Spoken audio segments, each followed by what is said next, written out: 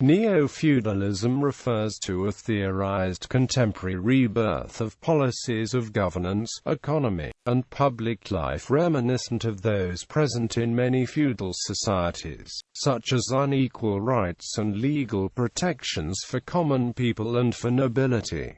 The concept of neo-feudalism may focus on economics. Among the issues claimed to be associated with the idea of neo-feudalism in contemporary society are class stratification, globalization, mass immigration, illegal immigration, open borders policies, multinational corporations, and neo-corporatism. Use and etymology. The term seems to have been originated as a criticism of the paternalistic left, an early example being the essay Galbraith's Neo-feudalism, published in 1961.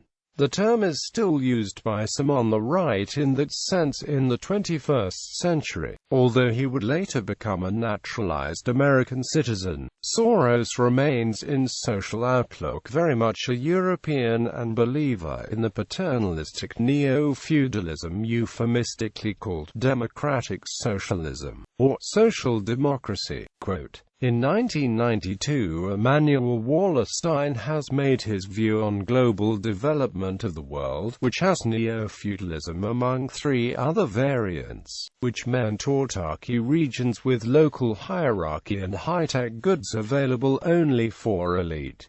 Russian Federation under Vladimir Putin. The Russian Federation under Vladimir Putin may be proposed as an example of a modern feudal society. Essential to this society is a form of subordination where informal personal dependencies exist in the hierarchy. Posts at lower level are assigned in exchange for material obligations that are based on payoffs extracted from the fief, and for loyalty, whereas higher ranks provide protection from weak civil institutions.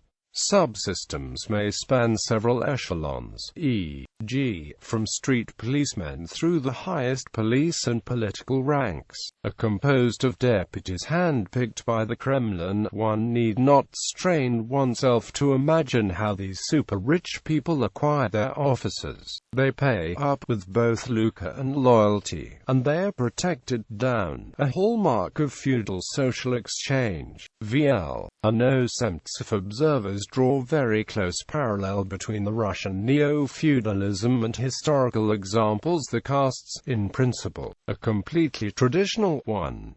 Lords. Mainly these are Putin's inner circle from the notorious Ozero group, the elite of the special services and the church. 2. Barons. The middle branch of power holders.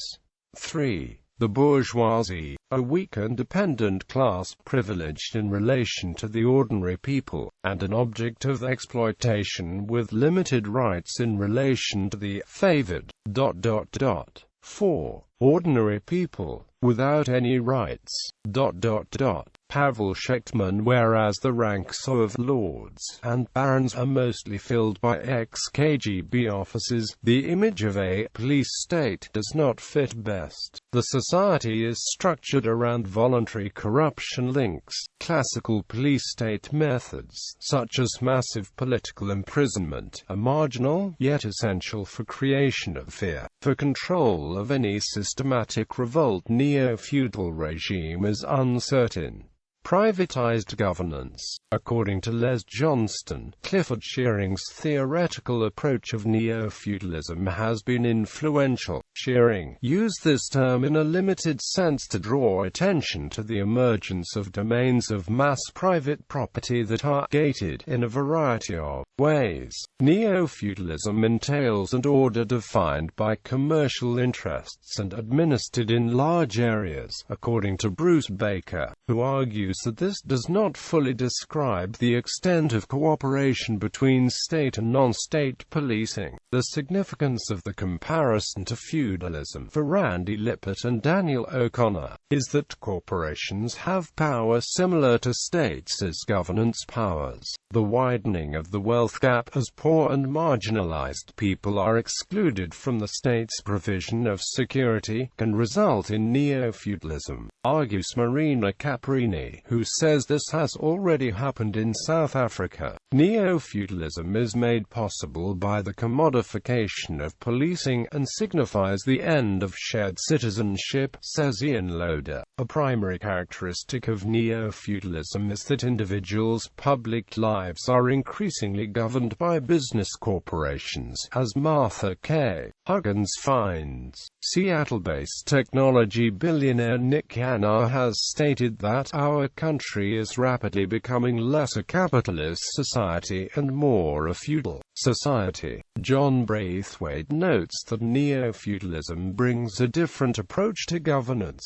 since business corporations in particular have this specialized need for loss reduction. Neo-feudalism in popular culture. Frank Herbert's Dune series of novels is set in the distant future with a neo-feudalistic galactic empire known as the Imperium after the Butlerian Jihad, which prohibits all kinds of thinking machine technology, even its simpler forms.